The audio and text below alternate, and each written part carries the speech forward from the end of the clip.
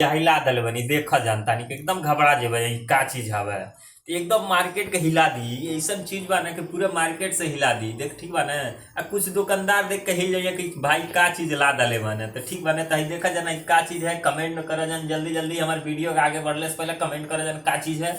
तो है ये ऐसा चीज है ना, है देखा ना ऐसा चीज है ना जो है के लगौले के बाद ना अगर बगल का आदमी देखल चाहते ना तो देख नहीं पाई। तो ठीक बना यही के बोला जाला प्राइवेसी ग्लास, प्राइवेसी ग्लास बोला जाला जो ना अपने दुकानी पागल बांध सारी मोबाइल सोनवर्षा बेलवा घाट। तो पूरे मार्केट को हिला देने वाला ऐसा चीज आ गया है। आप किसी भी मोबाइल का लाइए, छोटा मोबाइल हो कीपैड वाला लाएंगे ना तो उस पर भी लगा देंगे, ठीक है ना। अगर बड़ा मोबाइल लाएंगे तो उस पर तो लगेगा ही, अगर छोटा मोबाइल लाते हैं ना, छोटा मोबाइल लाते हैं ना तो उसको भी लगा देते। तो देख सकते हैं कितना बढ़िया चीज होने वाला है। तो हमारे दुकान पे आइए, अंसारी मोबाइल सोनवर्षा बेलवा घाट। और गर्लफ्रेंड हो चाहे बगल में कोई अगल बगल सोता है तो उसके चीज़ बचाव के लिए ये आ गया है पूरे मार्केट में।